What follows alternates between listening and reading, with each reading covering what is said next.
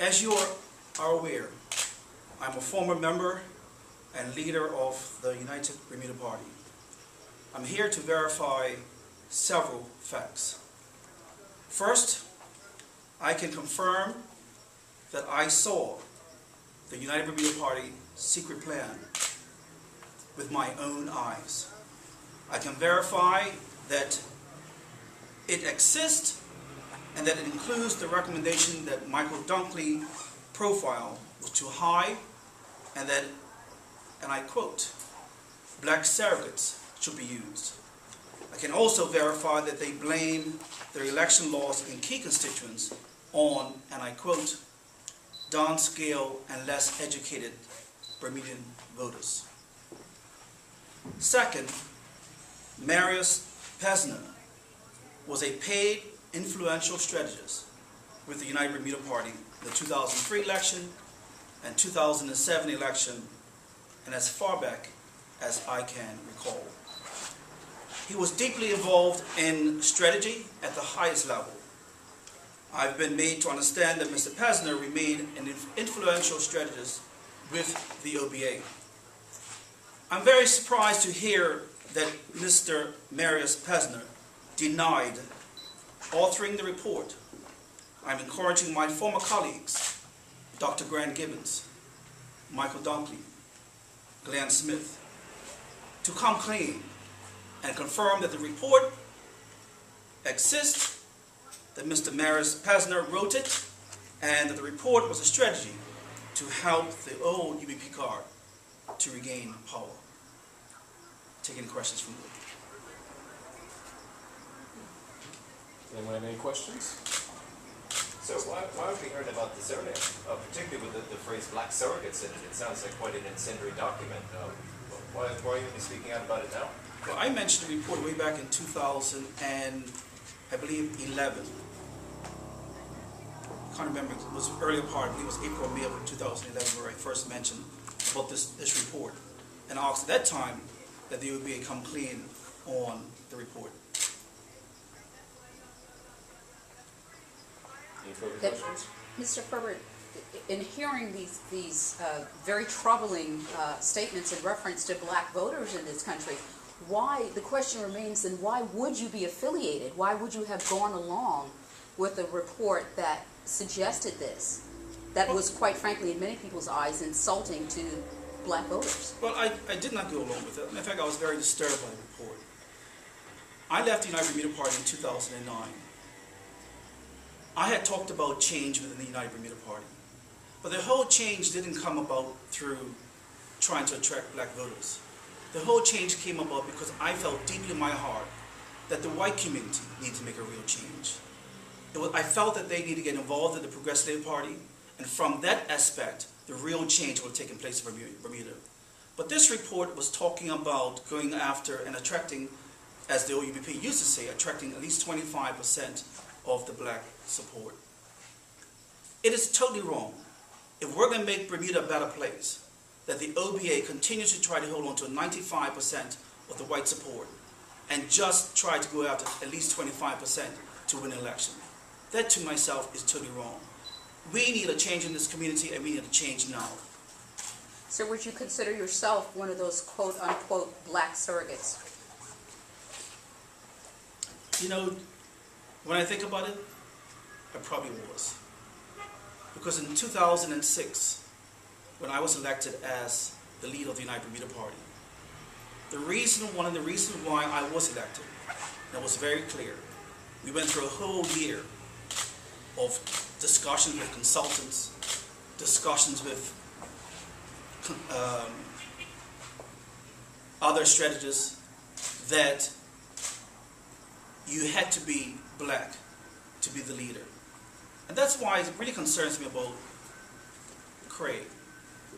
Because I feel deeply in my heart, I look at myself and Keelan Swan in particular, that for the leader to only be black in the PLP, in the United Bermuda Party, to me to attract the black votes, we have to move away from that. And yes, I probably was being a surrogate at the time. This question is for Mr. Brown. So what, if any, and I'm asking you from your background as a political scientist, What, if any, implications does the revelation of this and the confirmation of this report mean for the opposition party? Well, I think that it means the One Bermuda Alliance was formed as a result of a very carefully planned and executed strategy by a group of individuals who at one time controlled the United Bermuda Party and who wanted to ensure that they secured power once again.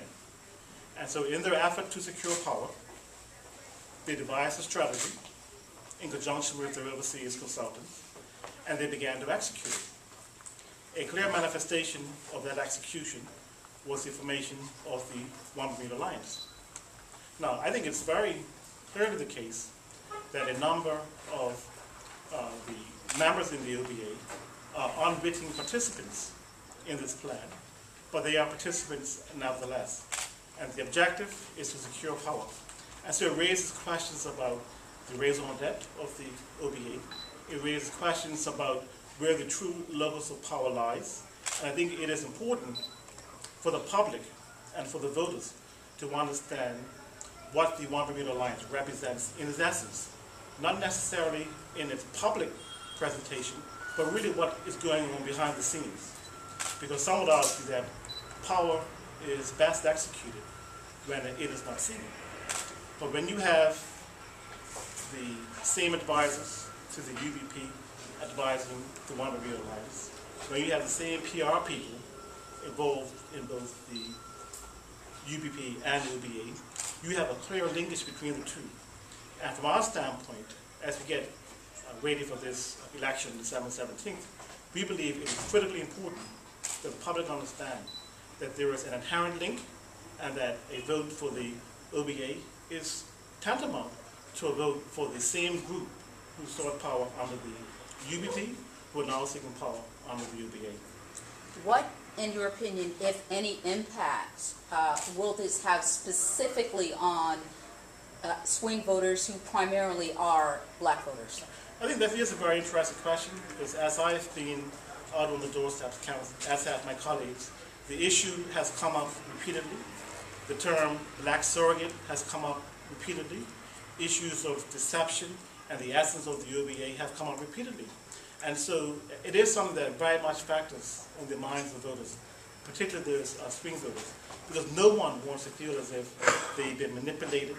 No one wants to feel as if they have been misled to do one thing by an organization that's presenting themselves as something other than what they are.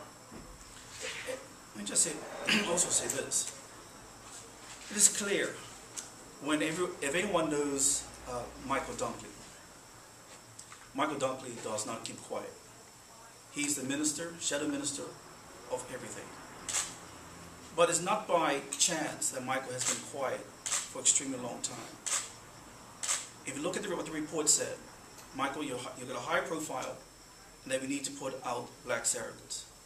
Well, if you ask the question, who's been put out there for the last month or two? It's not been Michael Dunkley. It's not been Grant Gibbons. It's not been Trevor Munnis. It's been who? I leave that question to you to answer. It's been posited by the leader of the One Bermuda Alliance, Mr. Craig Cannonier, that this is, firstly, a falsified report, a false document, and secondly, he has intimated that the government is responsible for said falsified document. Do you have any comment on that? Is the Progressive Labor Party responsible for this document, this alleged false document? I don't know what Craig means. Is he saying that the government would produce this report and put it out there? Well, I saw it before I came into the government in 2008. But it's also been verified by a number of people who were high up within the United Bermuda Party. And there were several of them. Sure, you have a question? I was just going to ask, what about for some people may say, and some people in the OBA say, well, I would have never in a million years joined the UBP. Are they maybe being completely honest, or are they saying that to sort of save face and just part of this, secret agenda? No, I think that there are a number of well-intentioned, good people who have joined the UBA, and they sincerely sought a political alternative to the United Bermuda Party and the Progressive Labour Party. And so they are genuine, they are sincere, but notwithstanding that, the report and its recommendations have been carried out to the latter on our political landscape.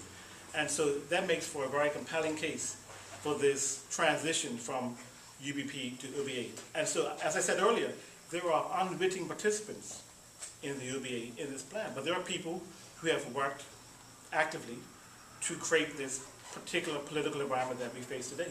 And it is not known, the plan is not readily discerned by a number of people in the UBA. I think I can confirm what my good friend has said. There are many people in the OBA who was not familiar with this plan. But there was a group that met well before or around the time when the UBP and the BDA exist. It didn't just pop up overnight, all of a sudden we're OBA. There was a group that met, probably could confirm that. There was a group that met that was discussing the formation of the OBA well before probably Craig Kennedy even knew, and my good friend Kim Swan ever knew. Are you prepared to say who that group of people consisted of? No, but I'm sure you can guess. You spoke of misleading before, that they're presenting themselves as something that they're not, and that's a very, very good point. But just to play devil's advocate a little bit to some listening, they might go back to 2003 when Dr. Brown infamously said we had to mislead you to win the election. What do you say? Do you think the Bermudian public will be willing to forgive this situation? What do you make of that? Well, what I'll say is that the Bermudian public will render their opinion on this matter on December 17th. Thank you very much for your questions. We will be sending out a copy of the... This press conference is over. I